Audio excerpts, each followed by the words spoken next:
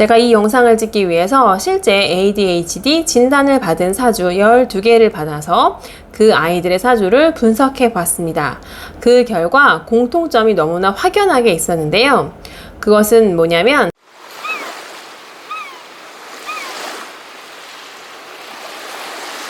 안녕하세요. 힐링베이비의 힐링사주입니다. 오늘은 ADHD 사주 분석, 원인과 해결에 대해서 이야기해 보려고 합니다. 제가 이 영상을 찍기 위해서 실제 ADHD 진단을 받은 사주 12개를 받아서 그 아이들의 사주를 분석해 봤습니다. 그 결과 공통점이 너무나 확연하게 있었는데요. 그것은 뭐냐면 첫 번째, 역마 글자가 많다는 겁니다. 역마살은 인신사해 이 네 글자를 의미하는데요.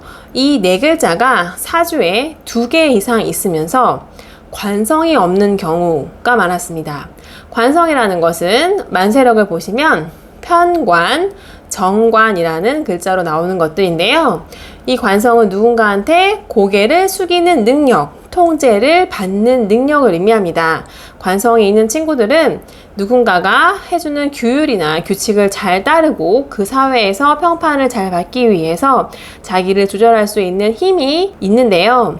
우리 ADHD가 있는 친구들 같은 경우에는 이 관성의 글자가 없는 경우가 많았습니다. 또 두 번째, 만약에 사주에 관성이 있다면 이 역마 글자 인신사해가 충이나 형이 나는 경우들이 있었습니다.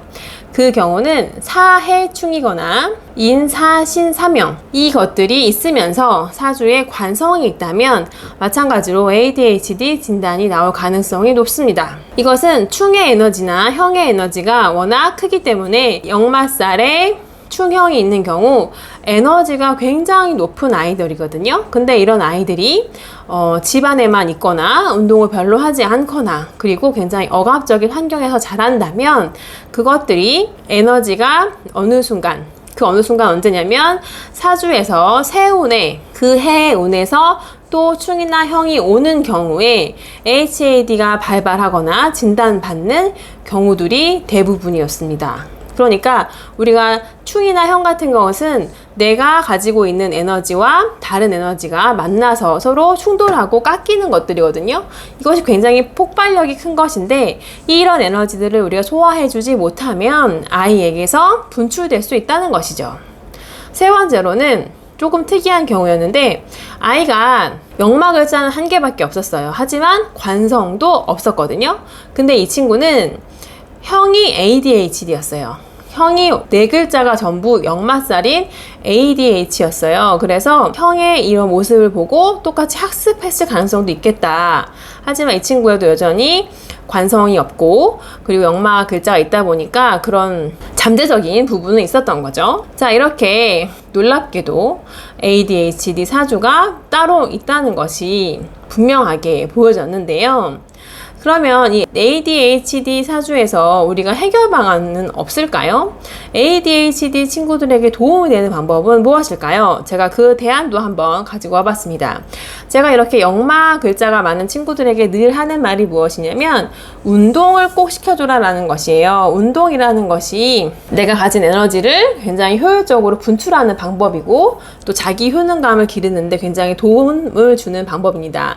특히 역마살이나 인사신사명 같은 충형 글자가 있는 경우에는 운동을 주 5회 이상 혹은 2시간 이상 매일 하는 것을 추천드립니다. 그렇게 땀을 빼내야지 우리 아이가 머리가 맑아질 수 있어요. 실제로 ADHD 친구들의 머리를 분석해보면 도파민 수치가 일반 친구들보다 굉장히 낮다고 합니다. 이 도파민 수치를 높여주기 위해서 운동을 하면 도파민 수치가 높아가고 집중력도 일반 아이들과 비슷해질 수 있다고 해요. 그러니까 우리 아이가 ADHD이라면 이렇게 운동을 꾸준하게 해주는 것이 굉장히 도움이 됩니다. 두 번째, 우리 아이가 운동을 너무 싫어한다면 야외 활동도 괜찮습니다.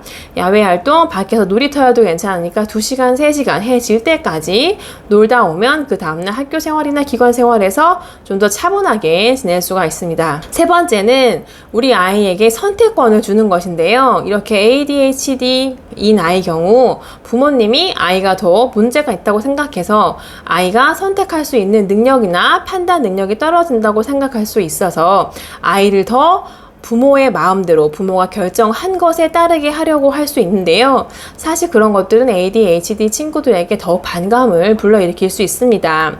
이런 친구들은 단기 집중력이 좋은 것이기 때문에 자기가 목표를 설정하고 그것을 단기적으로 실행하고 성취한다면 충분히 자기 주도적으로 삶을 이끌 수 있습니다. 그러니까 이런 친구들일수록 이런 친구들의 의사를 존중해서 부모님이 지도해 주시는 것이 필요합니다.